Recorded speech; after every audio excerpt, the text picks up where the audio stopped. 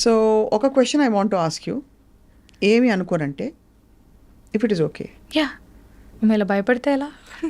భయపెట్టడం అంటే ఇట్స్ అంటే నీకు బహుశా ఇది అడిగితే కొంచెం కష్టం కలుగుతుందా అని బాధగా ఉంది నాకు. అడగాల. లేదు లేదు అడగండి. సో అమ్మ ఒంట్లో బాగాలేనప్పుడు ఎలా కోప్ అయ్యావు? తెలీదు, పరిస్థితులు అంతే. When you're in a situation ఇంకా you do whatever is necessary అంతే. ఇప్పుడు అంతే. ఇప్పుడు అమ్మ లేదు, ఎలా కోప్ అవుతున్నా అంటే నా దగ్గర సమాధానం లేదు. When you're put in one situation, ఒక సిచ్యువేషన్లో మనం ఉన్నప్పుడు ఏం చేస్తాం, దాంట్లో బతకడమే నేర్చుకోవాలి. అదే చేస్తున్నా అంతే.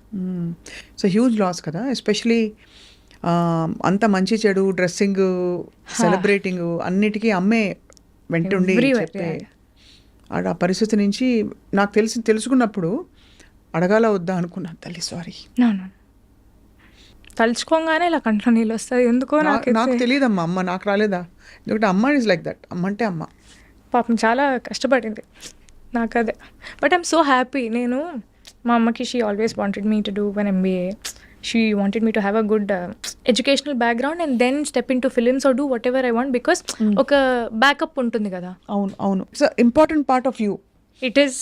అందుకనే అమ్మ, ఎందుకంటే ఇది నేను బాగా 1-2 సార్లు ఆలోచించి నాకు తెలిసాక ఐ సెడ్ డెఫినెట్గా నువ్వు ఇంత బోల్డ్గా కోప్ అయ్యి చెప్తున్నావు అంటే డెఫినెట్లీ లేదు. తన పడ్డ కష్టం వల్లే నాకు బాధ అవుతుంది, కానీ తను లేదంటే ఇంకా that was her only way out. నీకు ఇంకా సిబ్లింగ్స్ ఉన్నారా? You're the only daughter. only child. So నువ్వు నాన్న, ఇప్పుడు నాన్న నువ్వే చూసుకోవాలి. సో బేసికలీ నేను నాన్న ఏమనుకున్నామంటే, నువ్వు నన్ను చూసుకోకు, నేను చూసుకోను, నువ్వు చూసుకొని నన్ను నేను చూసుకుంటా. That is the best thing that we're doing for each other. ఆయనకి లేని ప్రెషర్ ఇప్పుడు, అమ్మేనా నాన్నేనా మొత్తం నువ్వే చూసుకోవాలంటే ఎవరి వల్ల కాదు.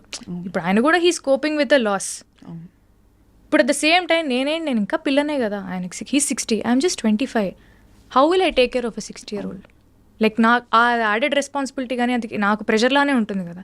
నేను ఇప్పుడు నా వర్క్ మీద కాన్సన్ట్రేట్ చేయాలా, లేకపోతే నాన్నేం చేస్తున్నారు, నాన్న ఎలా ఉన్నారు, ఇంట్లో అన్నీ ఓకేనా, how can I think of so many things. Correct. So we both sat, we discussed, you take care of your self.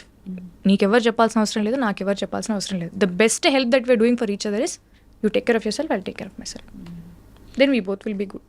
Fine. Yeah, that's what we discussed. ఈ సక్సెస్ చూసి dad must be very proud. Very proud. Mom also saw. అమ్మ చూసారా? Writer Padmabhushan వరకు ఉన్నారు. Yeah, ఫెబ్లో writer Padmabhushan release అయింది, మేలో she passed away last year. ఎలా ప్రెసిపిటేట్ అయిందమ్మా హెల్త్ అంటే? I know she was battling an illness. Yeah, it was out of nowhere cancer. తెలియడమే లాస్ట్ స్టేజ్లో తెలిసింది. There is nothing that we could do. And సడన్గా అది బ్రెయిన్ స్ప్రెడ్ అయింది and within 12 days. Yeah, అంటే we didn't see that coming. నాకు ఒక surgery అయింది, లిగమెంట్ టేర్ అని మీకు చెప్పాను కదా, స్కూల్ ఇంజరీ. అది అగ్రివేట్ అయ్యి 10 years తర్వాత నాకు ఇప్పుడు ఎఫెక్ట్ చూపించింది. So I underwent a small ligament surgery in my left knee. So she was there, she was taking care of me very well. నన్ను ఎత్తేది లిటరలీ. 2-3 months తర్వాత అమ్మకు ఒక చిన్న సర్జరీ అయింది. షీ హ్యాడ్ అ గాల్ బ్లాడర్లో ఆ స్టోన్ ఉంది. That is a very small procedure అండి. If you get rid of it she'll be fine.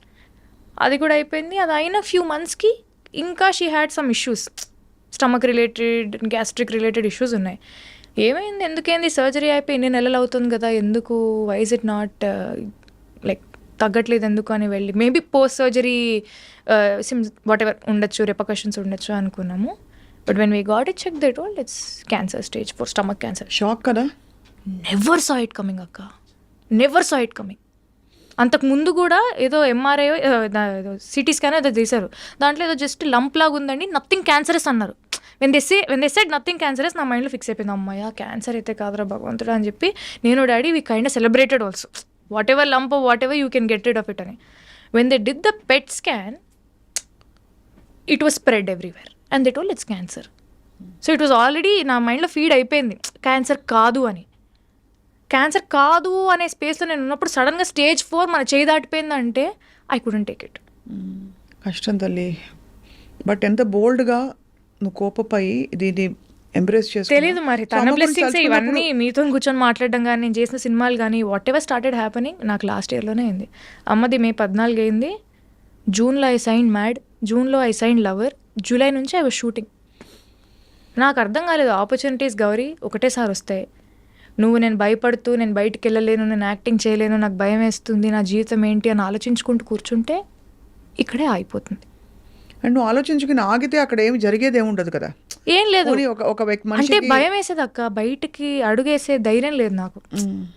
చాలా వీక్ అయిపోయాను mentally, physically. I lost weight. నాకు ఫిజికలీ కూడా ఎఫెక్ట్ అయింది అది.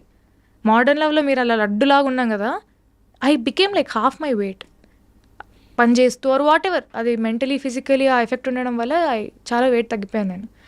ఇలా కాదు, ఆపర్చునిటీస్ వచ్చాయి, just go and do it అని చెప్పి. మ్యాడ్ ఏమో it's such a fun film. Lover is సచ్చువలీ it's very emotional and it's very intense film. నాకు మైండ్లో ఒక ట్రామా నడుస్తుంది. నాకు ఆ మూడు ఎలా అలైన్ చేసుకున్నానో ఏం చేశానో నాకైతే తెలియదు. It's all Vasundhara. నా చేతిలో ఏం లేదు. ఎవరు నీకు ఇష్టదైవం ఎవరైనా ఉన్నారా? చాలామంది ఉన్నారు నాకు. నేనైతే నమ్ముతాను, బట్ మా ఇంటి దేవుడు వెంకటేశ్వర స్వామి. సో వెంకటేశ్వర స్వామి, సాయిబాబా నేను నమ్ముతాను. ఎంత కష్టం నుంచి బయటకు వచ్చి బ్యూటిఫుల్గా ఇండిపెండెంట్గా, కానీ ఒకటి తప్పకుండా అనక మానలేను, ఇంత ఇండిపెండెంట్ థింకింగ్ అమ్మాయిని ఇండస్ట్రీ అర్థం చేసుకుంటుందా?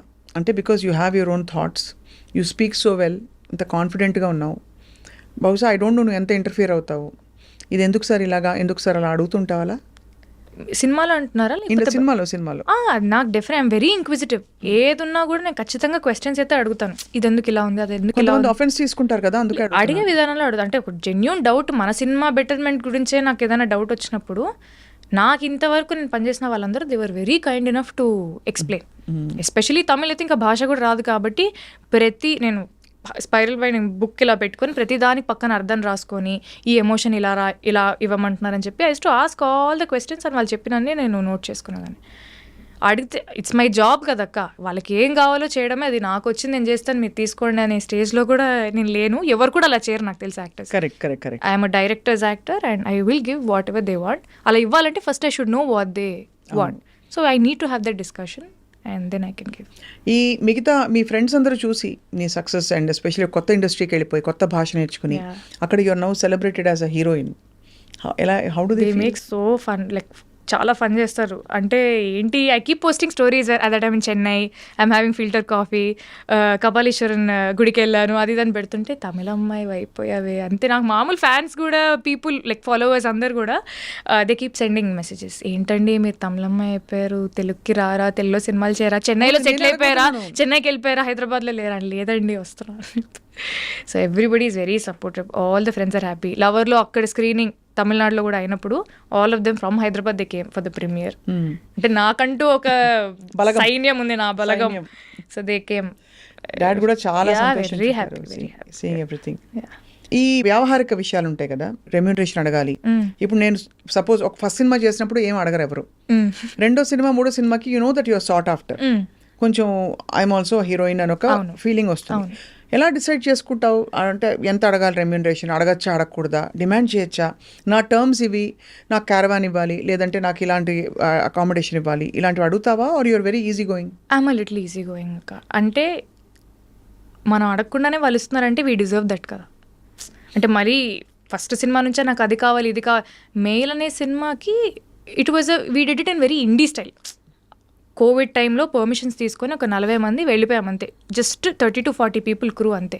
We were all staying in a government boys hostel.